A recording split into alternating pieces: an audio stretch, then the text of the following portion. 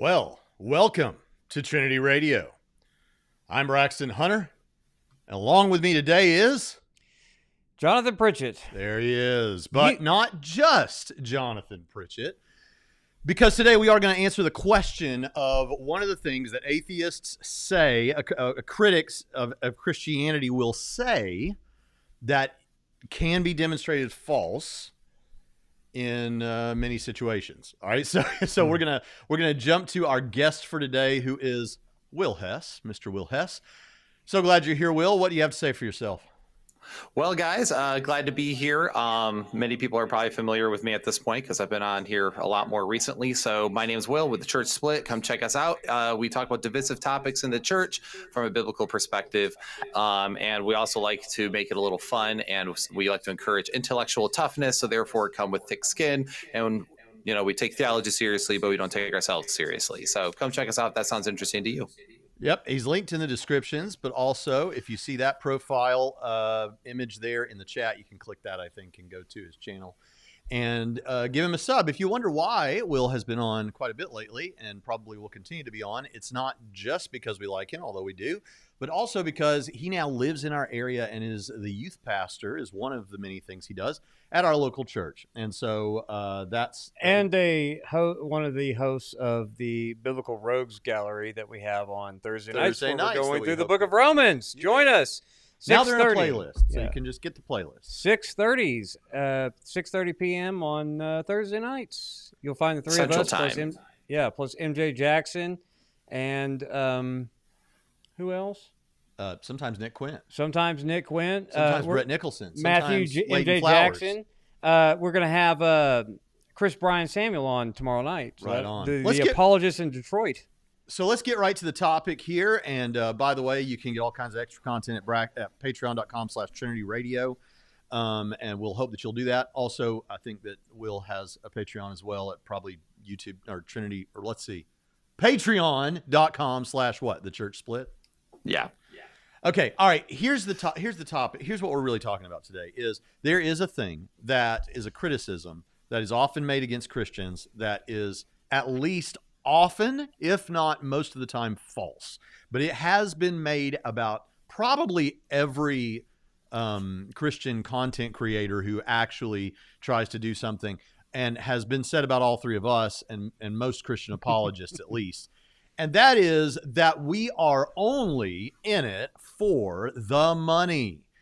Now, let me go ahead and give a caveat. There may be apologists that are only in it for the money. That doesn't sound very bright if you're just trying to make money to go into apologetics. Yeah, wow. But there might be people like that. So, of course, the claim can be true in principle, but it is overblown and like anytime, like if you're a Christian apologist, like I said, you will hear this criticism. If you ever mention that you have a Patreon, you will hear this criticism. If you ever mention a video that is only available on Patreon, you will hear this criticism that you're only in it for the money. So we can get rid of that at least with one man here today. Oh, we can easily get rid of it for us too, because people know what kind of cars we drive. They know what kind. That's right. Our salaries are. By the way, I don't know what people think. They hear about like these mega church pastors or somebody who's making money. They write books and all that. But the truth is, money flows. You don't even make money from your books very well. Money flows much more freely in the secular world than it does in the Christian world. Buy Braxton's books so that he can buy me lunch more often. Yes. That's the only reason you should buy those books, is so that he has more money to buy. How dare you, sir? My lunch. Will, okay, they're good books. Will is going to tell us what has happened to him, and this is more than just an interview show. We're all streamers, so we're probably going to answer questions, and we're probably going to talk about theological stuff. So if you want that sort of thing, don't run away. But the interview moments of this broadcast here are important to establish the answer to the question. And so Will, tell us what you were doing previous to this. You were in ministry, but then you went into secular business. Describe that however you like. Yeah, describe your real job. You did have a real job. The job that I don't just work one day a week for? Right. Okay. So yes, Braxton's correct. I pastored a church for a number of years. I was a youth pastor before that. And I pastored this church. It was a small country, little church. And basically, in order for us to make ends meet, I worked a full-time job and my wife worked a full-time job. And then I also pastored the church because unfortunately the previous administration did not take good care of the church. And basically it was held together by prayers and bubble gum. So we needed to put a lot of the money into keeping the building from falling in on itself. So I did that, and then I wanted to continue on my education and get higher education. And so I decided to go back to seminary. That's when I became a Trinity student, and where I'll probably be signing it again here soon. But when I went back to school, my wife also got pregnant. And I realized, as her and I both working full-time jobs, along with me serving at the church and me wanting to get higher education, that it was just unrealistic for us to, check all these boxes, and especially to check them well. And also the church had endured a lot of difficulties, and through no fault of their own, there were some really good people there.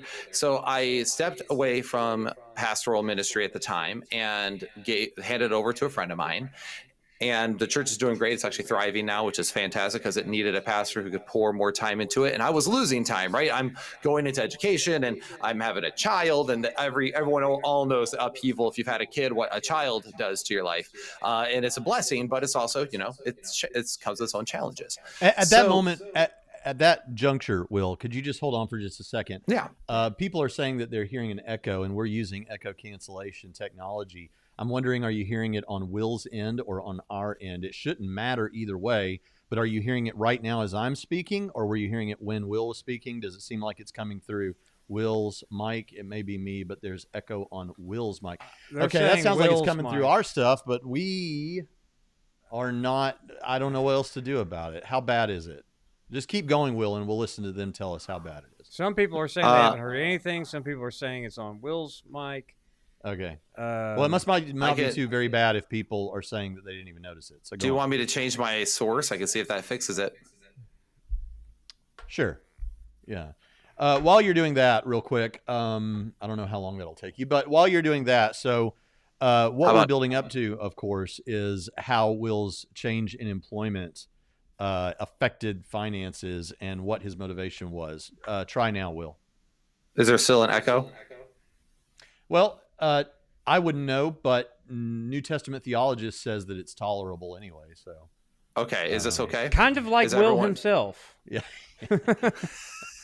I am tolerable sometimes. You are tolerable. All right, go for it. My wife would say I am just insufferable, but that's okay. So now he's very quiet. I did that to see if it helped with the echo. Oh, go on. Okay. Are we? I was on a roll, and now we're just. I know. All right. Okay. Keep trucking.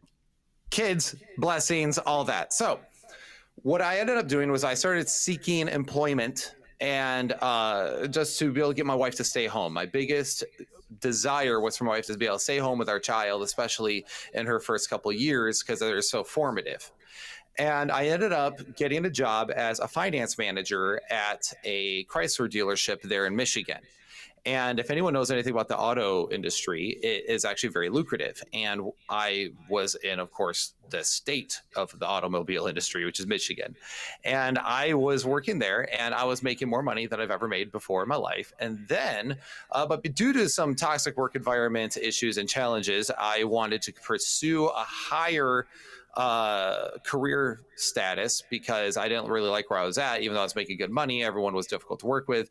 So I worked to get into another dealership, and I got into the number one dealership for Honda in the state of Michigan. It is the most prestigious of the dealers, and I became good buddies with the guy who ran it. And I was one of their top performers in the finance department, and there's a lot of commission in the finance department, and I was doing very well with lots of potential training coming my way to eventually have me take over in a sales management position along with a finance directing. And then eventually, hopefully, their goal was to make me a dealer or a general manager, which would be running a dealership. And if anyone's familiar with that, I mean, you're bound, if you're terrible at your job, you're making like, $350 a year at that point.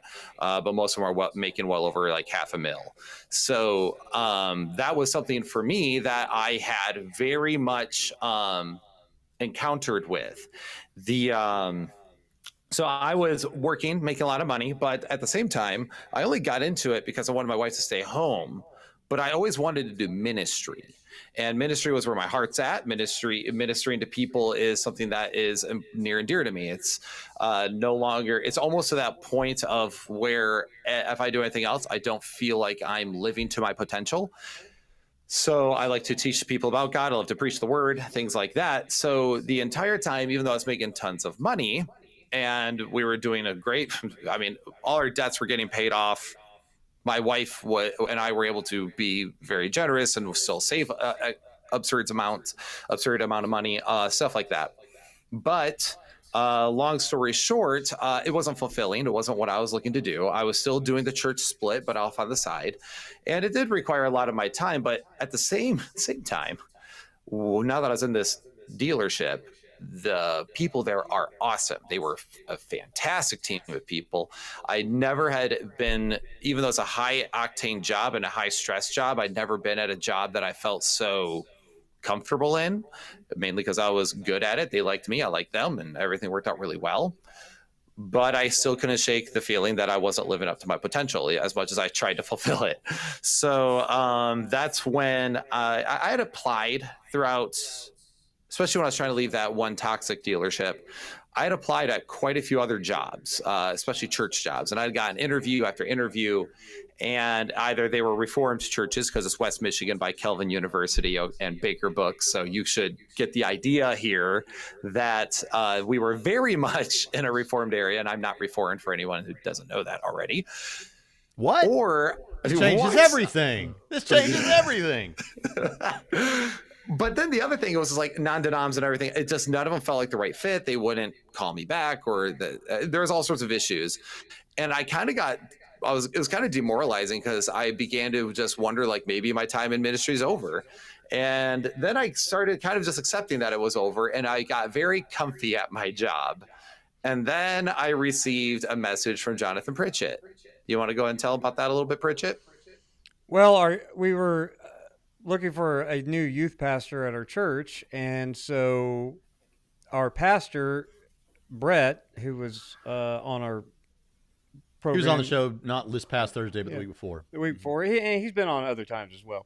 Anyway, he'd come to us and asked if we had anybody in mind that was a Trinity student. Our pastor is also himself a Trinity student. Said, "Do you know of anybody?" And I immediately thought of 3 people that I asked, and Will was one of them, and they liked his resume, and so that's how that went. So I wrecked his entire life of fabulous. Well, what happened was somebody big money, and Brett came and said, well, there's a guy that you recommended several months back, Jonathan, and we're in talks with him now, or something like that. And I was like, wait, what? Who did we recommend? Because it was Jonathan. It wasn't me. I would have. I didn't think about it. Brack is like, I do not take any responsibility for with Hess. Well, it has that's what I just heard. It has that side benefit, but I didn't bargain for that. I would have recommended him. But it worked out. But it almost didn't work out. And that was because of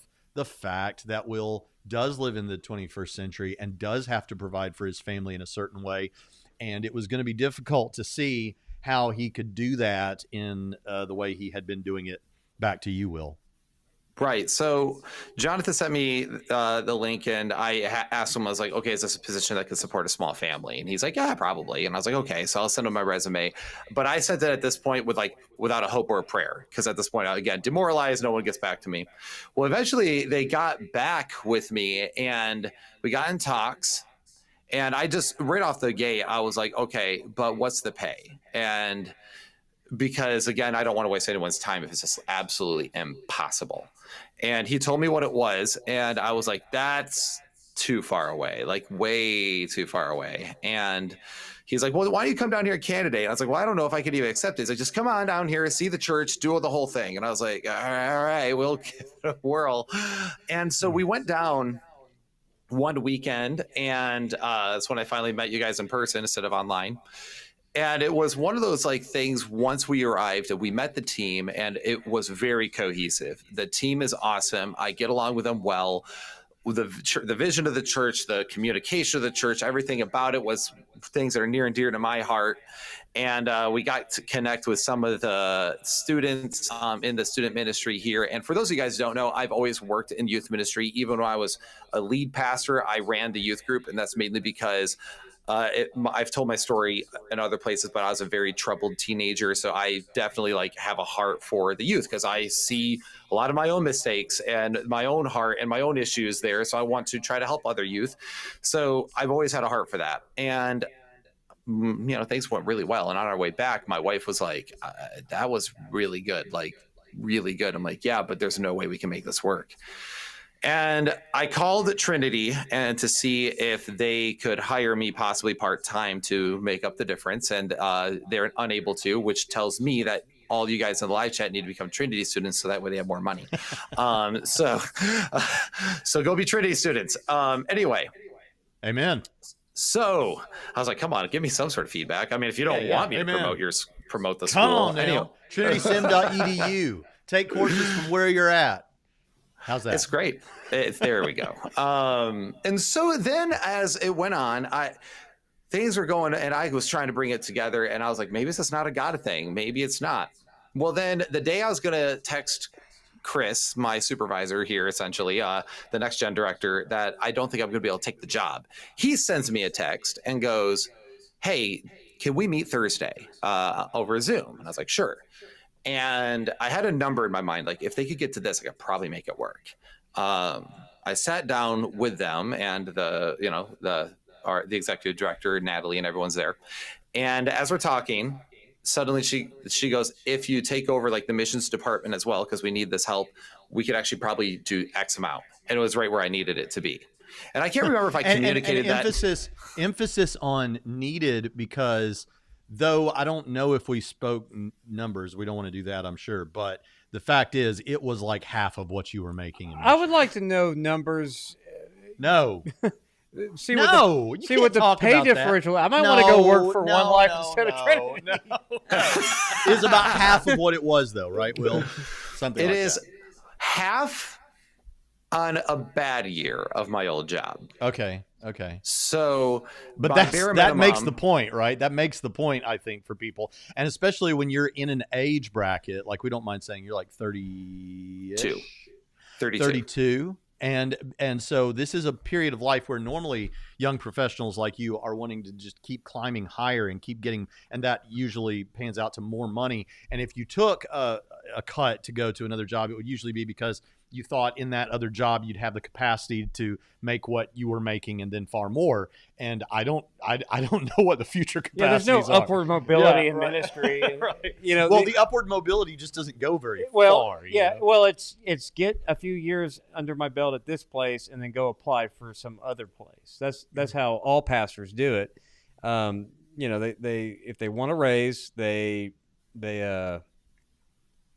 spend a few years at one place, and then somehow mystically the Lord calls them to this other church that always has more money, more people, more money, more everything, and so they just felt led to the Lord to go to that's how that normally works. And I'm going to put it like that because I'm sure, like we said, we have to caveat everything because that's what we do. There's somebody out there that really felt prompted by the Lord to go to a bigger church with higher pay, but I don't know that that's always the case, that the Lord in fact, the Freed Thinker gives us some data here. Hartford Institute did a clergy salary study. The average clergy is under $30,000 annually. In Christian clergy, the average pay for a megachurch pastor up to 2,500 attendees, 2.5% of churches, is $82,000 a year. So thank you for that, Tyler. I want to go work for a megachurch now.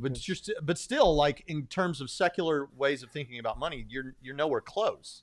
Even as a megachurch pastor, on average. Yeah. Right. Well, now you could start a cult or something, but we don't recommend that. Unless you want money. I don't know. If that's all you want, if you only want money, then what you can do, there's a series of HBO and Netflix documentaries about cults, and just take a notepad and figure out what's the write best, a science fiction what's the best novel stuff to take from all. Yeah. The problem is what keeps getting in the way of us making lots of money that way is our good intentions. Dang it. But now there is something. Now moralism. the point that I obviously wanted to make in having this show and having you on, and it was my idea to have you on about this, was because I wanted everyone to see that not only is this someone who took a cut, this is someone who took a major cut. And it was so that he could do what he thought God wanted him to do with his life and for his family. And so this claim that apologists are just in it for the money, at least, isn't always true. And I don't know that it's mostly true. But you know what, though? I mean, he did get out of Michigan, which was like the lockdown state of like, don't buy seeds to plant your own garden kind of state. Now, to come to the free state of Indiana, the crossroads of America, where nobody bothers you. But Gretchen Hitler is a problem. So you haven't gotten to say too much for a few minutes, Will, but that's because I'm looking for something. I'm going to let you respond to this. I think you're the guy to respond to it. Now, Honestly Atheist, I don't know if you know Honestly Atheist, but he's one of our friends. He's in our community here. We love him. But he can take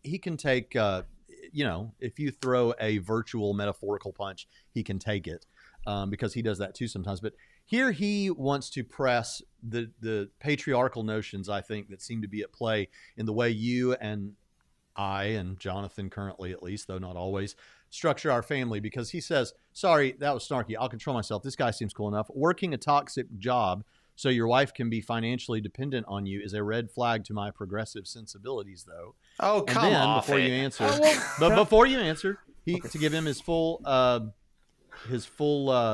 say, he says somewhere he says, I'll be upset if they don't at least actually consider the possibility. Yeah, I'm going to be disappointed if maybe the woman can work is not even considered as a possibility in this scenario, which I think it was, wasn't it, Will? Yeah. So again, come on. No, I have zero patience for this sort of thing. So no, my wife wanted to stay home with the kid because she's a mother and wanted to do that. And I wanted to provide that. So she's able to make her own decisions. And it's okay, by the way, for the last thousands of years in civilization, men have oftentimes supported their wives to be homemakers. I have no problem with the traditional makeup. Now that you don't have to be a traditional home, but there's nothing wrong with a traditional home. And okay, I agree to a point, but for most of that human history, when we talk about homemaker, we also mean working in the fields, carrying buckets of water from the cistern, sometimes for miles back to the home, right? Fixing the repair, doing roof repair. The Proverbs 31 woman working the fields. Yeah. So I mean, it's like there's never been a time in human history back in the day or whenever, except for a brief period of time in Americana, I guess, where they could just bake cookies and watch soap operas. Because I mean, in the ancient world, and for much of human history, even to the Industrial Revolution, women did a lot of work. It's just they didn't have a job. And I'm not saying my wife didn't work because she worked her butt off. I mean, she was a homemaker. Right. I was working 10, 12 hours a day. Who do you think is running everything? There is no way with the capacity that job required that we both could work, at least not without being a negligent parent. And right, because of the hours at a dealership. Yeah. Yeah, and if we have the capacity for her to stay home, then she should be able to stay home, especially if she wanted to. I just I don't have the patience for this progressive sensibility stuff, because the whole point of a marriage team is to be a team. Like, so I might be good at producing stuff. She's a way better home manager than I am. I'm the guy who, this happened last week. This should, I'm going to tattle on myself.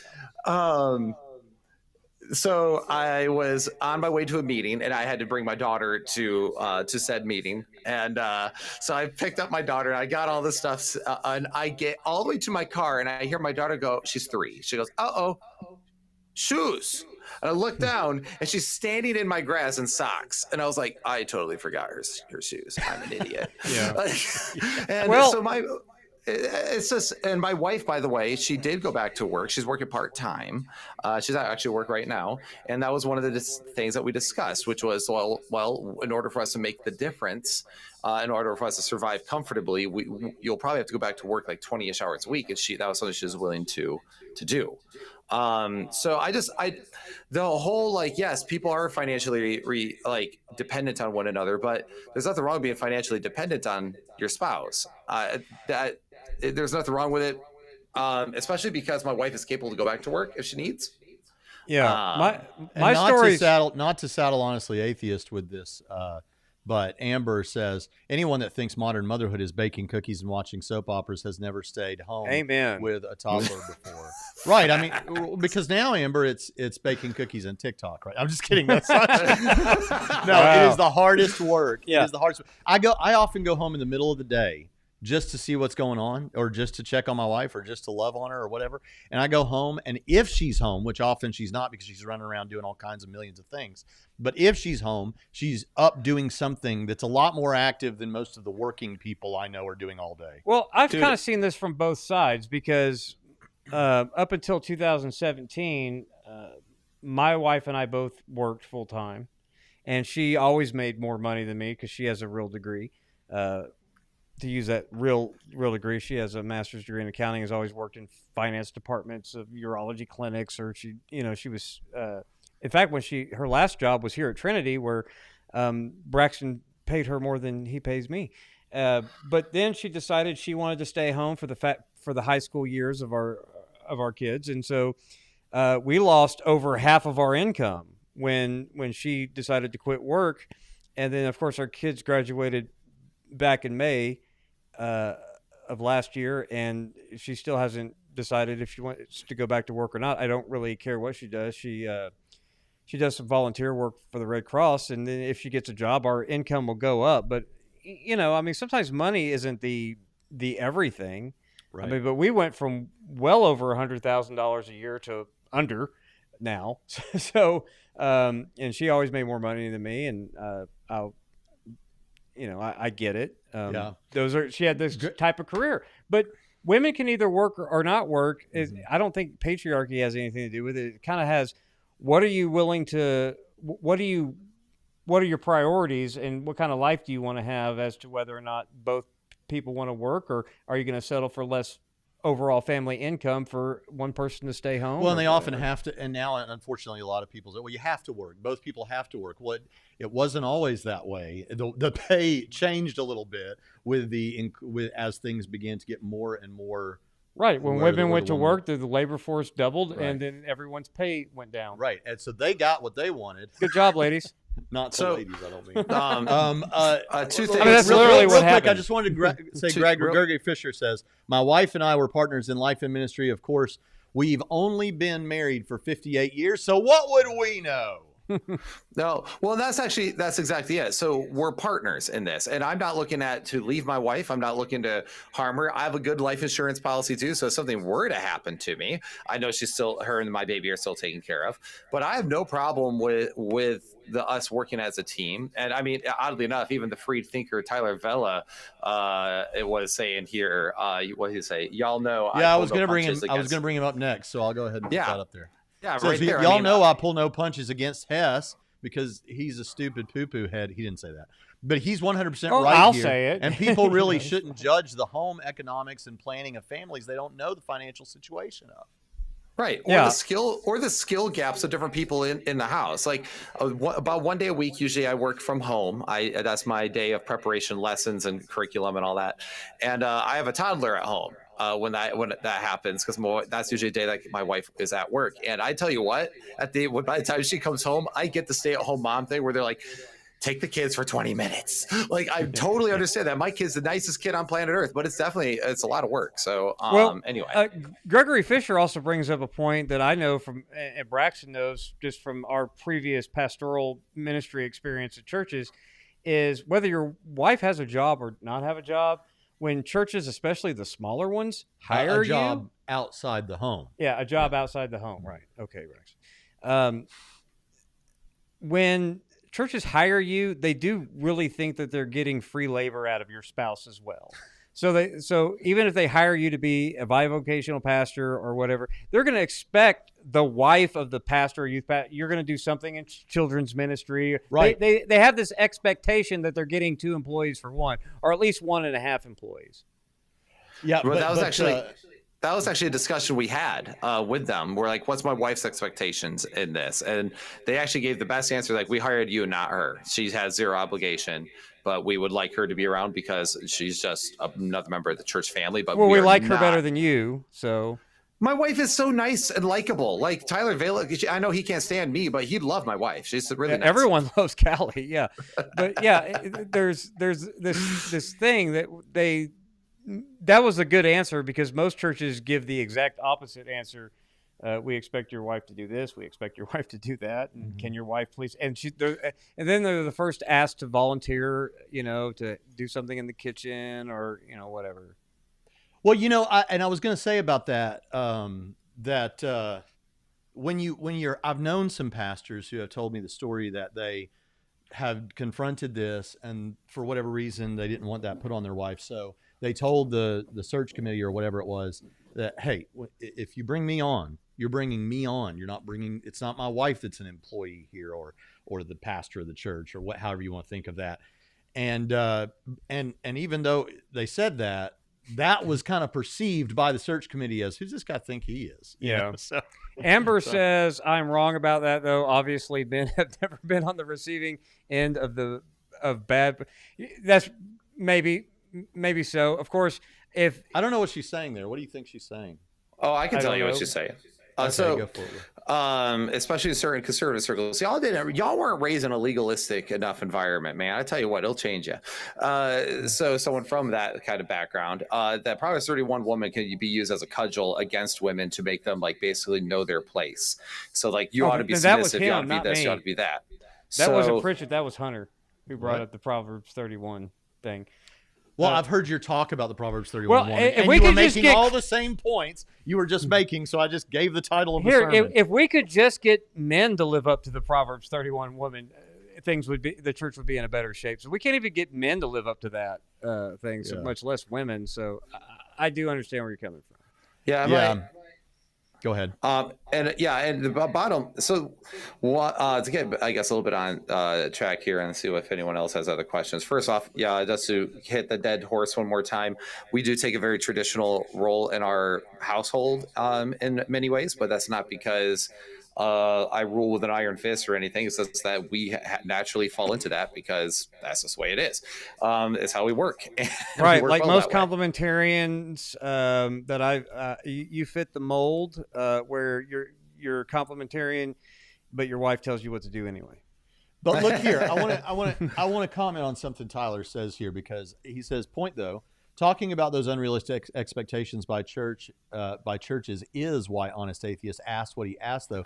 There is a trend in church culture that quietly does have that expectation. Very, very much now, so. I agree with that. That's fair. But of course, this is but this is, and of course, that should be consensual in that sense. But the thing about it is, when you come into a denomination or a church group, and they're all denominations, at least in the sense that they have, or we hope they have, doctrinal positions. And when you come into a church where the flavor of that church or the denomination of that church has an outlook on the structure of the family and all of that certain thing, it's not surprising that the people in there would share some common views about that.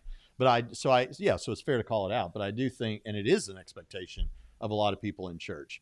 But I think it's probably the expectation of many of those women in that church too.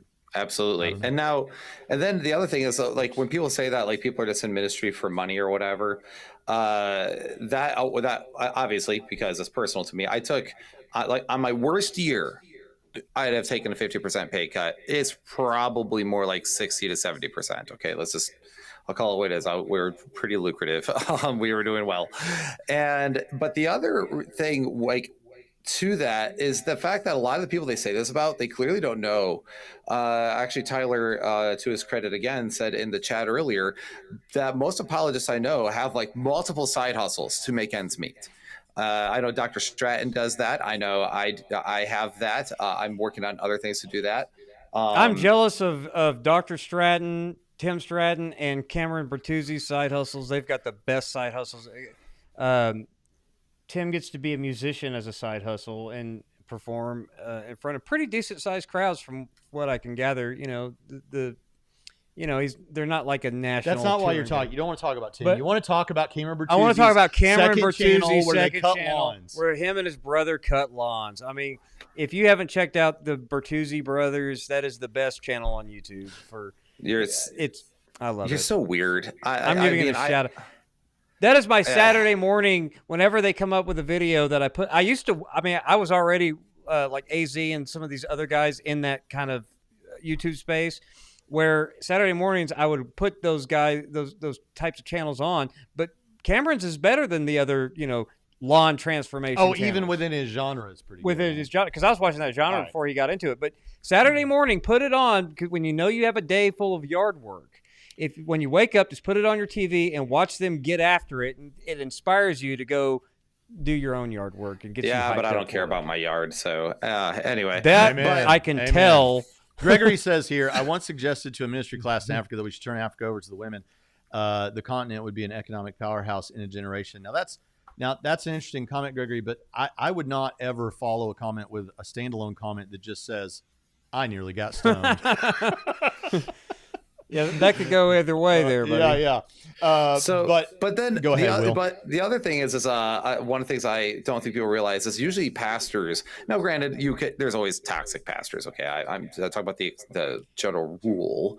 Most pastors since they're running a church, are usually very business minded to one degree or other. Now, people can criticize that all day long, but bottom line is churches have bills, just like everything else. So there is a business aspect to it, even though that's not the reason why you do it. But you have to have money in order to do the ministry thing. Spend money to make money kind of thing. So, but the other thing is a lot of the people who are doing these things are very capable individuals, very intelligent, very high octane individuals. And you can make a lot of money doing anything else besides ministry.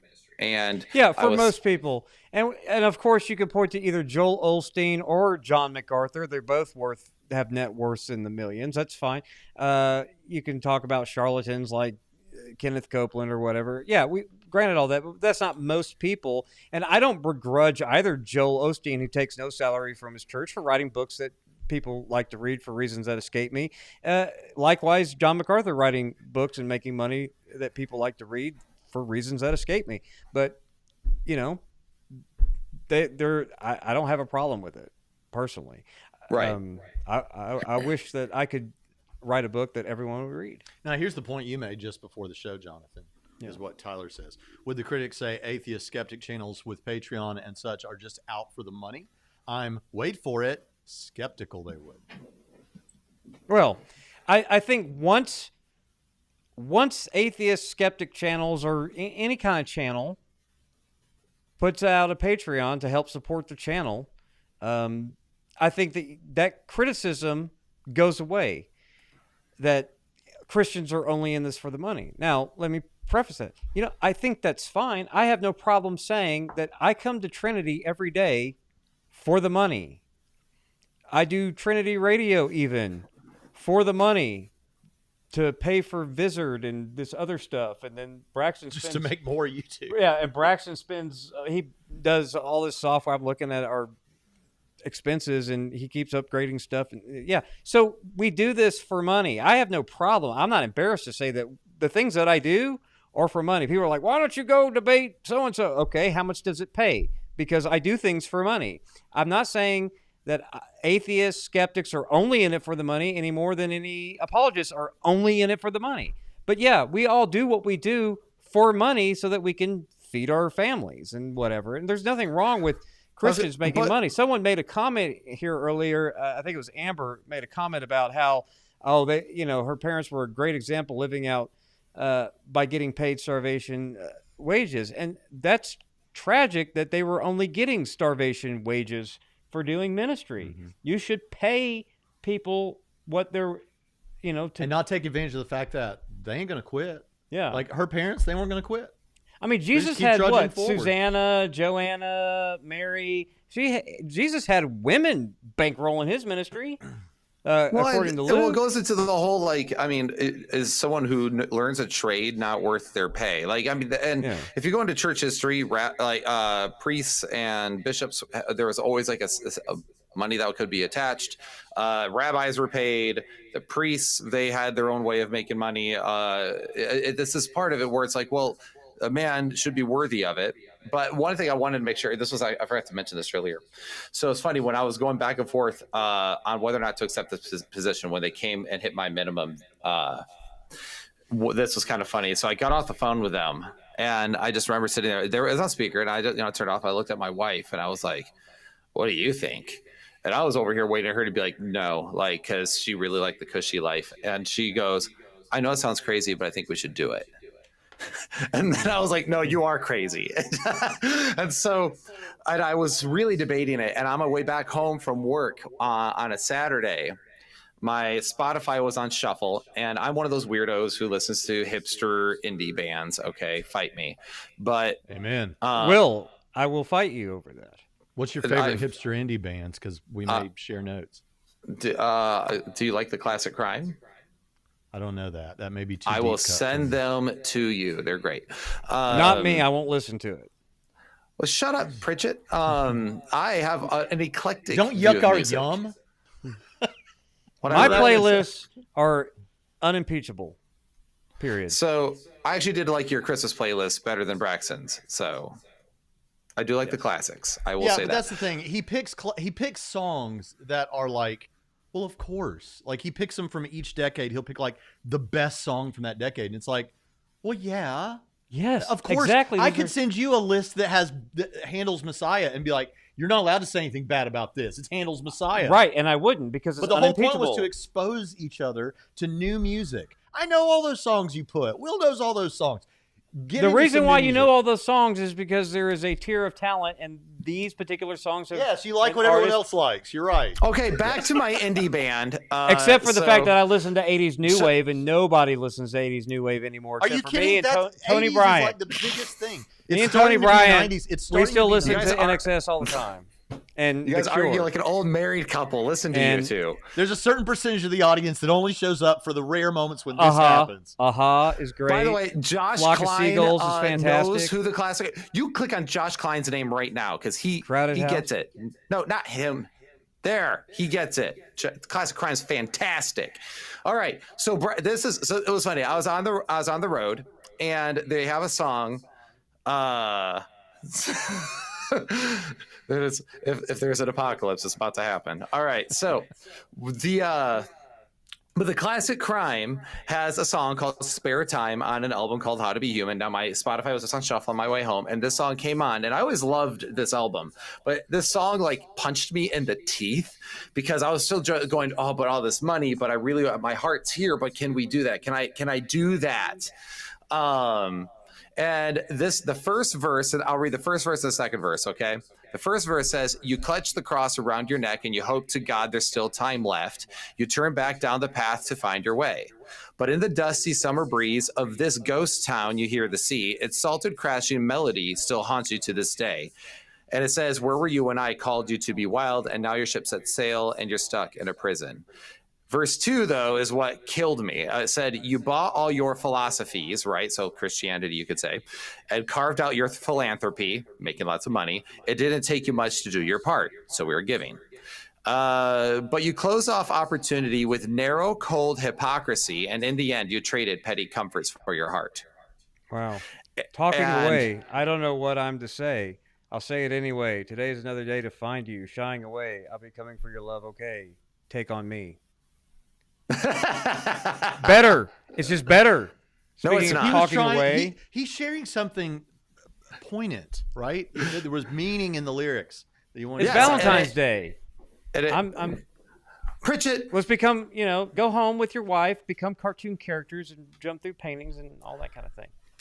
Just like you're the reason that Richard says, like, every time I show up late, I'm enjoying the conversation and camaraderie, but have no idea what the original topic was. That's Valentine's true. Day, like Christmas, is another good day to remind all of you men to go home and put on Harry Connick Jr. and not Michael Bubbleface. Or just Michael, do whatever your Michael wife Bubble wants. is great. You're just being a curmudgeon at this point. No. Yeah, you are. It's okay. You can't. This is what he's doing, Will. You can't at once, like, pick only the most obviously, right choices that like nobody would ever question, and then turn around and act like you're the hipster that doesn't like the big names and doesn't like. Harry Connick Jr. is bigger than Michael Bubbleface. What? Harry Connick Jr. is in a long Yeah, line but you don't. of Yeah, but excellent Louisiana crooners who, unlike Michael Bublé, who's more popular right now, like as like a current sort of thing. Well, they're both neither one of them's popular. They're both right irrelevant. now. They're not irrelevant, but I would still say Harry Connick I'm done Jr. with is this probably more conversation. popular. I don't care. Have your Harry Connick. Harry His Connick most Jr. famous is thing a he ever did talented was multi Independence Day. instrumentalist from New Orleans who can Dude, play in any number Yeah, of of course. genres. It's like excellent being like, Michael Queen was a Bublé great rock rose to band. fame We by all butchering know a Nina Simone Queen was a song, great so- rock band. We all know that. We all know Frank Sinatra's the best. Okay, but I'm talking that there's other isn't. artists that are doing good art that no one recognizes. And Nick Quint is also wrong. The classic crime has been great since Silver Cord. You can shut up, sir. You just have too much soy in your drinks, and you need to stop. Slam RN gave me some money on this stream where we don't want money, or don't just want money. What, a youth pastor without a guitar in the background? Isn't that heretical? Yeah, with Where is Star Will Wars hiding Lego the in the guitar? background. Yeah, Star Wars Lego in the background is I have better. Star Wars than... Legos, and I have Sting from Lord of the Rings up here.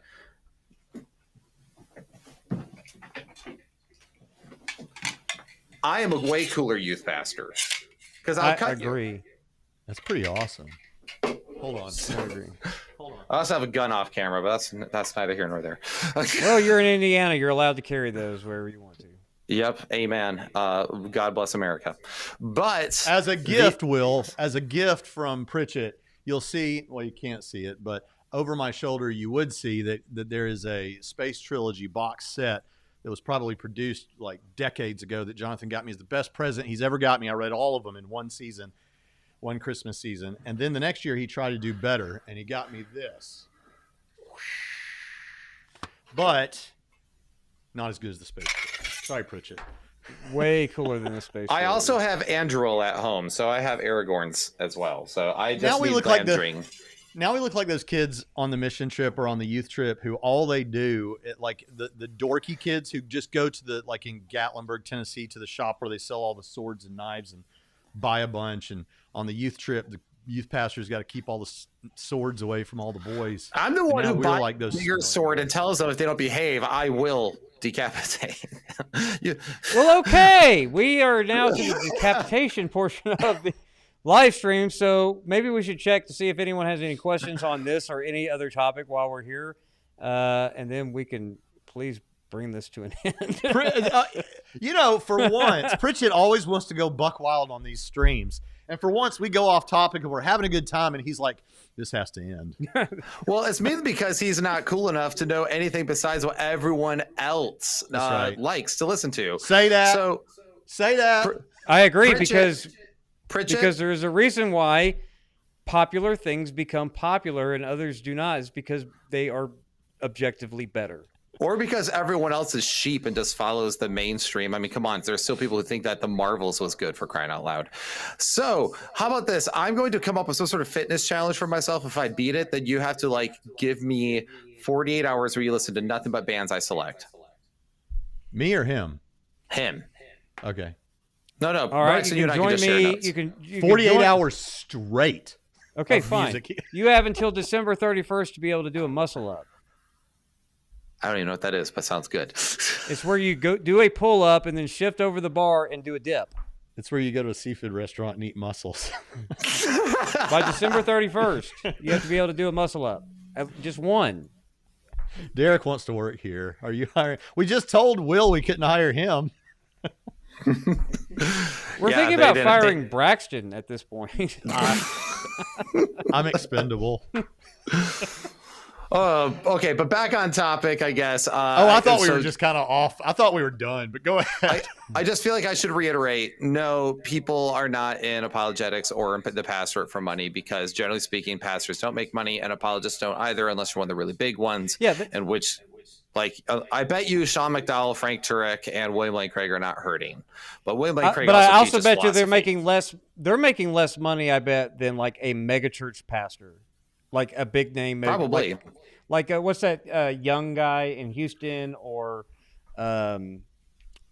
I don't keep up with the megachurch, but probably less than John MacArthur, for example. I don't even think that Grace Community is a megachurch, is it? I don't know. John Piper's not hurting, but I mean, I think that like even the biggest name Christian apologists are probably making less money than the biggest name pastors for sure, because I mean, nobody cares about apologetics. I mean, if you're don't even get into apologetics. You know what the difference is between a large pizza and an apologetics? A large pizza could feed a family of 4. Oh my gosh. Ouch. The dad jokes. Amber is back.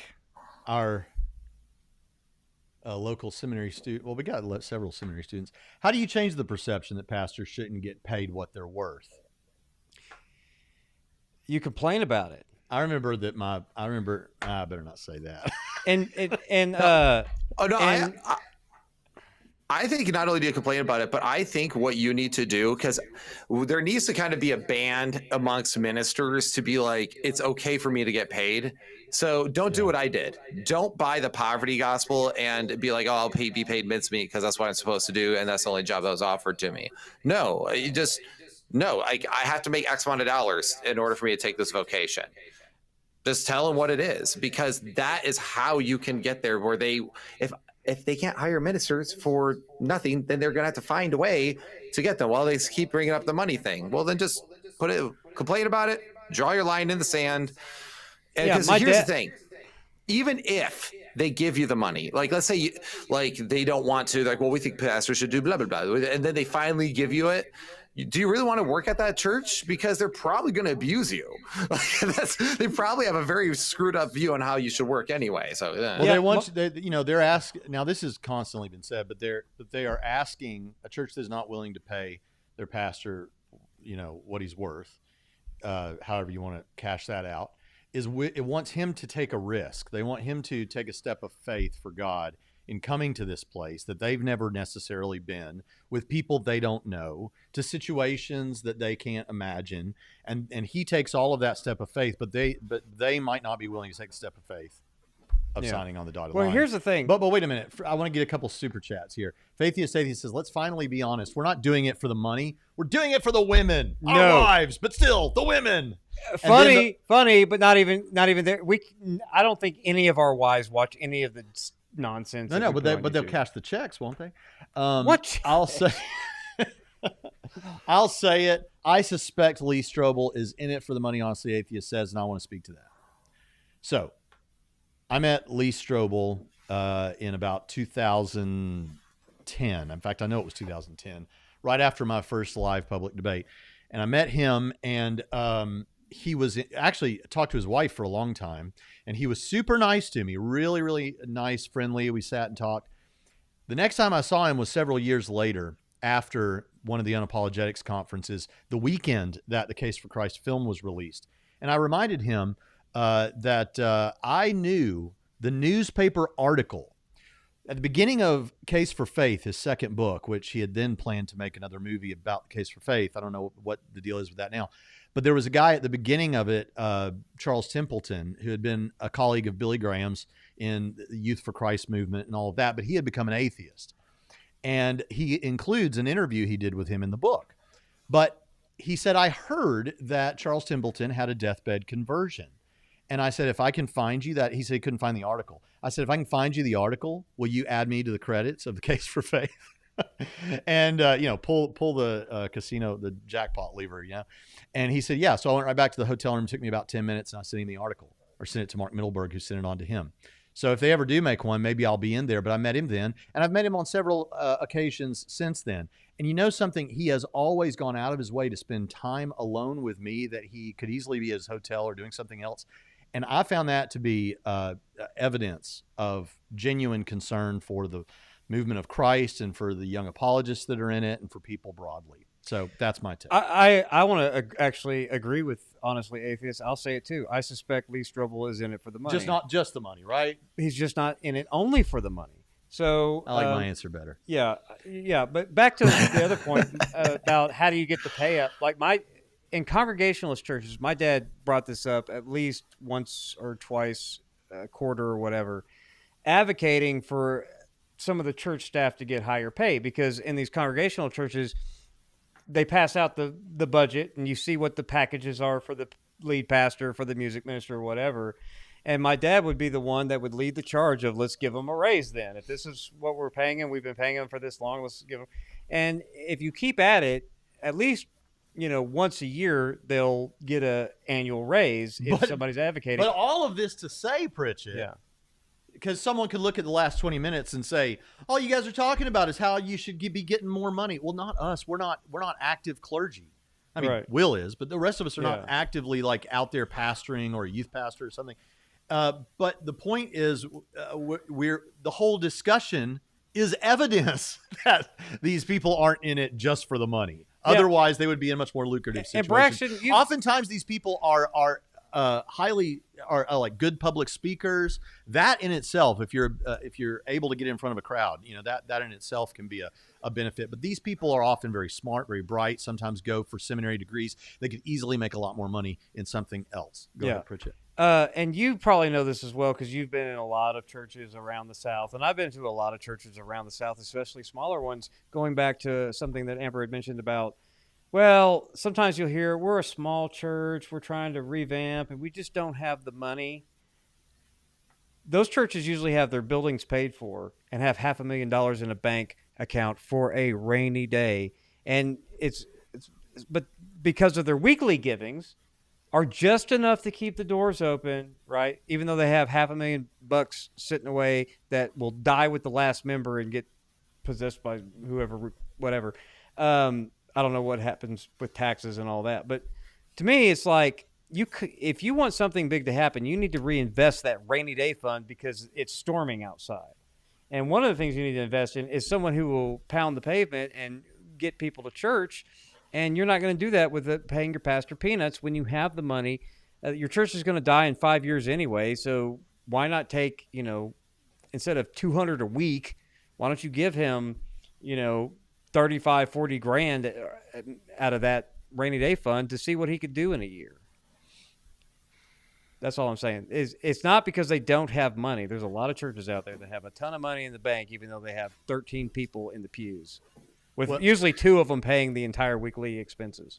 MJ from our Thursday night videos says, I know I'm not in it for the money. I told TrinitySem that I would work for free if only they would let me. I can like these things now? I didn't know I could like a super chat. Praise the Lord. Oh, that's new. That's cool. Thank you for that super chat, MJ. Will, anything else you wanted to kind of say before we wrap this up?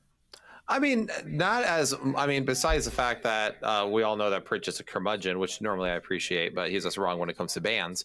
So never wrong. So say we all. But otherwise, I think it's just there is of course an issue with money in the church and how that conversation happens. I was very impressed with the way our church handled the entire conversation. It was very mature. It was very, very realistic. It was awesome. But just this whole idea that people who buy into the idea of the kingdom, of the gospel, we really do believe in the whole like self-sacrificial life. At least most of us do. And at least to my experience. So it's not like people are in it to just only become rich. And I think that's a big issue because there's no way any of us are going to become rich by doing what we do. And most people I know would give the shirt off their backs, even though, and you guys are both president and vice president of a seminary. And if you are the president of some sort of like university or whatever, you make a lot more money, but you guys are in seminary because you guys actually believe in what you do. And that's okay. But the other, and I also know that you guys are generous. I mean, we've hung out many times. My entire workout like regiment right now, all the stuff I have is basically because Pritchett was like, here, get swole. And so I live that. And I think it's important that people recognize the fact that people aren't just doing this for the money. We aren't doing that. We're here because we actually want to change lives, impact people for the kingdom of God. And that's basically it. That is a Lego Y-Wing in the background. It's a Y-Wing. Yeah. They were asking. Golden pocket. Oh, why? no, there's another knife here. I think he's seeing. That one's a. They can't from see the that. council. Nobody can see that. He's talking about the. Oh, Y weird. wing. He's talking about the Y-wing. Let us see the that's a professional stuff, Will. Lego Y-wing. Sorry. Shut up, Braxton. Oh man. Hey, look. New Testament theologist says he'd like to put some courses together for us too. All right. Let's go ahead and bring this to a close. But thank you all for being here today. This seems like the right time to stream. We had a decent crowd in for most of this, and we've put this to bed. We shouldn't. After today, I'm confident we'll never hear an atheist say that Christians are just in it for the money ever again. Ever. Never again. It's over. We ended it with this stream. Except I'll go ahead and just speak for myself that if I ever have the opportunity to make John MacArthur money, I'll take it happily, and without shame or embarrassment. Well, I'm just glad to know that somebody's still using the little icons. Oh, where is it? Oh, sorry. There was somebody who did ask a question earlier. I think it was Slam. I should probably quickly answer it. I meant to circle to it. They asked if I have now more time with my family. And the truth is, yes. That was one of the other factors that we kept considering was also more time with family. So just to answer that, and you can't put a price on that. Well, amen. My kids are grown. You can put a price on. I'm kidding. Sort of kidding. Yeah. All right. Well, it's time to start up the old intro music and go ahead and say goodbye to you. What does Aaron Ross say? All you little cats and kittens. What does Rationality Rules say? Hello or goodbye, my fellow apes, I think it is. I don't know what we say here. We just say, we'll see you next time. May the wind always be at your back. No. May the Lord make your Not road that either. rise up to meet you. Get your face all the way in front of the camera and say, but that we'll was see you old. next See you time. next time. I have to crawl across the whole desk now. We'll see you next time on radio.